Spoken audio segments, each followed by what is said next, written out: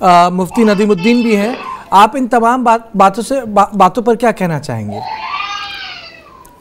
देखिए, पुरुषोत्तम मर्यादा श्री राम इस देश का इतिहास है, इस देश की आत्मा है, इस देश का गौरव है, इस देश का सम्मान है। किसी को उन पर प्रश्न खड़ा करने की जरूरत नहीं है। सवाल ये है कि सरकार को ये काम करना चाहिए, नहीं करना चाहिए। मेरा एतराज ये है कि सरकार का कोई धर्म नहीं होता, सरकार सबकी होती है। मैं कहता हूँ कि हज सब्सिडी क्यों बंद किया गया, जबकि हज सब्सिडी का लाभ मुसलमानों को, हज यात्रियों को नहीं मिलता था, सीधा उसका लाभ एयर इंडिया को जाता था। ये कह करके हंगामा किया गया कि ये मुसलमानों को पैसा देना जायज सही नहीं है, ये सरकार का टैक्स पेयर का पैसा है, सबका पैसा है। और ये इफ्तार पार्टियां क्यों बंद कर दी गई? हम भी कहते थे कि इफ्तार पार्टियां बंद कर देनी चाहिए, हज सब्सिडी बंद कर देना चाहिए। तो जब सरकार ने ये कदम उठाया तो आज क्या जरूरत पड़ गई कि सरकार सीधा एक धर्म का पक्ष ले रही? किसी ने ये नहीं कहा कि रामायण का पाठ नहीं होना चाहिए। अरे भाई, ये सरकार का काम नहीं है ना।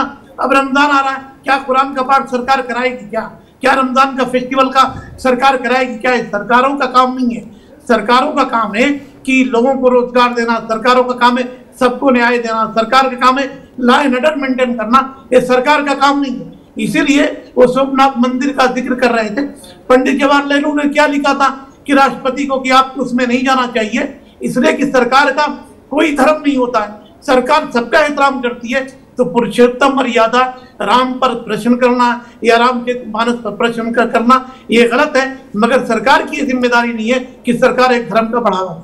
ठीक है पंकज, उसके बाद विक्रमादित्य जी। लेकिन एक दूसरा सच ये भी है कि इस देश के कई मंदिर सरकारी नियंत्रण में हैं, उनसे वसूला गया पैसा देश के विकास में खर्च किया जाता है। सवाल ये उठता है कि सिर्फ हिंदुओं का ही मंदिर सरकारी नियंत्रण में क्यों है? और दूसरा सवाल ये भी उठता है, आपको याद होगा कि तीरथ सिंह रावत ने उत्तराखंड में एक मुहिम चलाया था और उसमें यह कहा था कि 51 मंदिरों को सरकारी नियंत्रण से हम बाहर करेंगे। तमिलनाडु में भी जग्गी वासुदेव ने ऐसी ही बात की थी। अगर हम धर्मनिरपेक्षता की कसौटी पर सबको समान रूप से तौलना चाहते हैं तो फिर ये आदेश चाहे किसी की भी सरकार हो, बीजेपी की हो या किसी की भी हो, तो ये ऑर्डर सिर्फ हिंदुओं के मंदिरों के लिए क्यों है और चर्चेज या तमाम चीजों के लिए क्यों नहीं है? इसलिए मेरा यह मानना है कि आप तमाम सरकारों को देख लें, कई सारे ऑर्डर्स आपको ऐसे दिखेंगे कि लगेगा कि ये एक पक्ष के फेवर में है, दूसरे के विरोध में है। लेकिन एक सच्चाई ये भी है कि कई सारे ऐसे मंदिर जो सरकारी नियंत्रण में हैं, उनके उस पैसे का इस्तेमाल सरकार ही करती है और सरकार तमाम चीजों में करती है और हम जानते हैं सरकार सबकी होती है। इसलिए मुझे लगता है कि किसी भी परिप्रेक्ष्य में एक चीज को एक ही चश्मे से देखना गलत होगा और उसको उस तरीके से नहीं देखा जाना चाहिए। विक्रमादित्य जी पहले आप, उसके बाद नदीमुद्दीन जी, क्योंकि विक्रमादित्य जी ने भी पहले नदीमुद्दीन जी ने अभी एक बात की कि सरकार मुसलमानों के लिए कुछ नहीं करी है। पश्मीना मुसलमानों के लिए कितना सम्मेलन किए जा रहे हैं, कौन पैसे खर्च कर रहा है? तो आज जिस बात को आप कर रहे हैं, सरकार सबके लिए, मैं कहूंगा कि सरकार पूरी तरह से सबका सहयोग करे पश्मीना मुसलमानों के लिए। अरे आप ही भाई है, भाई हमारे भाई है वो लोग भी, उनके लिए पैसा खर्च हो रहा है नहीं हो रहा? अरे मोदी आप क्यों लड़ाई करवाने की बात कर रहे हैं? अब मुझे बताइए क्यों लड़ाई करवाने की बात कर रहे हैं? पश्मीना मुसलमान भी आपके साथ नहीं है कि नहीं है? उनके ऊपर सरकार पैसा दे रही है, खूब बढ़िया पैसा खर्च किया जा रहा है, खूब अच्छे से उनको सपोर्ट किया जा रहा है और हर खाना दिया जा रहा है। क्या सरकार खाना धर्म देख के दे रही है और छुट्टियां देख के दे रही है? क्या सरकार हर तो गैस बीजेपी है, सब मिल रहा है, लेकिन आपको बीजेपी में कोरोना में सबको मिला खाने को, इसकी बात कर रहे हैं। कहाँ दिक्कत आ गई? नदीमुद्दीन जी, आपको केवल इस देश में लड़वाना आता है, लड़वाने के अलावा कोई काम नहीं। आपको लड़वाना आता है? आप बताइए ना, लड़वाने की बात कीजिए। अरे लड़वाने, आप मुझे बताइए कौन सा मुसलमान उपेक्षित है? कौन सा मुसलमान उपेक्षित है? आप क्यों मुसलमानों को जबरदस्ती मुखलिस की बात करते हैं? इस देश में आम साधारण आदमी भी बेचारा गरीब है, आम साधारण आदमी भी गरीब है, उसमें गरीबों को बांटने की बात क्यों कर रहे हैं भाई? गरीब जितना ज्यादा आप कर रहे हैं, मुसलमान होगा उससे ज्यादा हिंदू भी गरीब होगा बेचारा। उड़ीसा में जाके देख लीजिए क्या हाल है।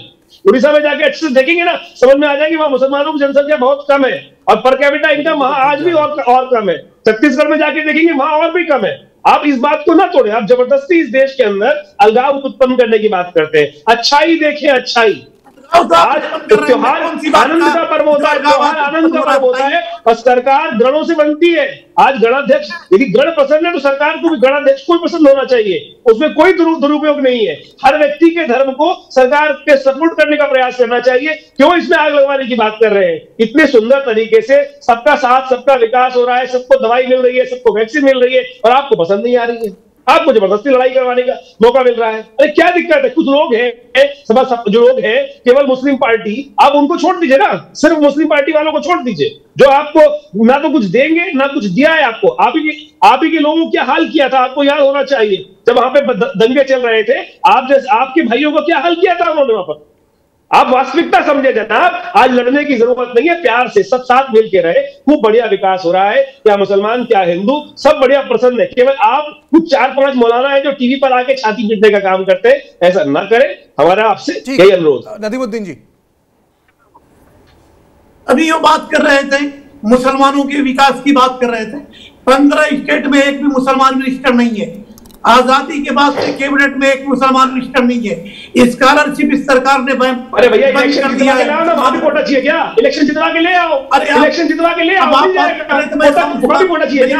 वहां भी कोटा लाने की बात कर रहे हैं। इलेक्शन आपके लोग वोट देते नहीं है भैया, आपके लोग वोट बढ़ जाते हैं, इसमें दिक्कत होती है ना। वोट दे दो, आपके आदमी बन जाएंगे। अरे फालतू बातें कर रहे हैं। कितने परसेंट मुसलमान बढ़ के आए? अरे कितने परसेंट मुसलमान बढ़ के आए? आज 1947 से आज तक देख लीजिए कितना परसेंट मुसलमान असेंबली में पार्लियामेंट में बढ़ चुके हैं। आप जबरदस्ती एक बात को हंगामा उत्पन्न कर रहे हैं। आप बेचारे सीधे साधे मुसलमान को आग लगाने की बात कर रहे हैं, सीधे साधे मुसलमान को जबरदस्ती आप प्रोवोक करने के अलावा प्रोवोक करने की बात करते हैं।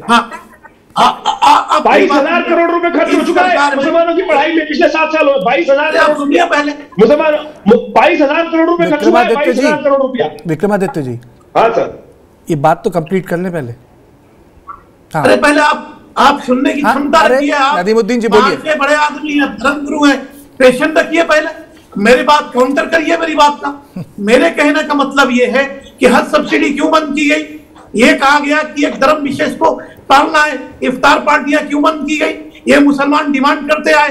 वक्फ बोर्ड से जिनको तनख्वाह मिल रही है, हरियाणा में मिल रही है और ये तेलंगाना के अंदर मिल रही, वक्फ बोर्ड से मिल रही है। बीजेपी ने इससे भी सवाल खड़े किए कि मुसलमानों को क्यों मिल रही है।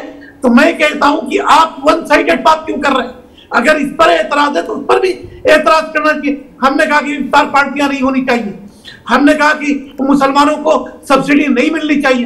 तो आप एक धर्म विशेष की बात क्यों करते हैं? जहां तक सबका साथ, सबका विकास, सबका विश्वास, ये किसी हर सरकार की जिम्मेदारी है।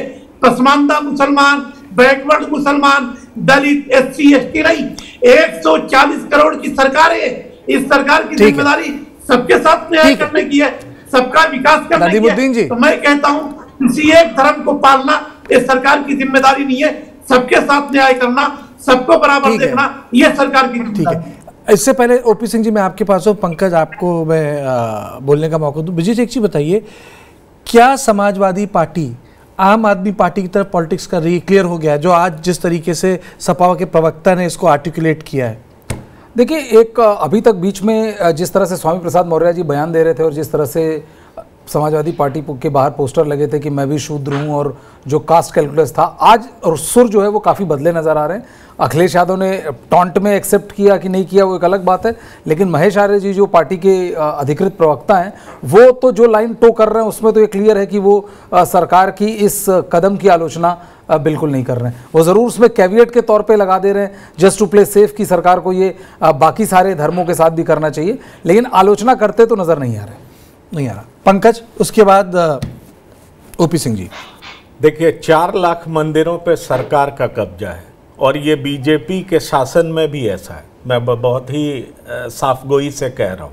अब आप समझिए कि 4 लाख मंदिरों पर सरकार का कब्जा है, एक भी चर्च या मॉस्क पे सरकारी कब्जा नहीं है।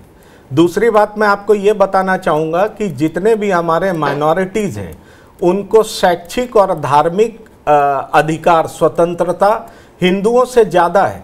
और डॉक्टर अंबेडकर ने इसको लेकर के सवाल भी उठाया था कि क्या हम वाकई सेकुलर हैं, क्योंकि हम विभिन्न समुदायों में विभेद करते हैं, उनमें भेद करते हैं।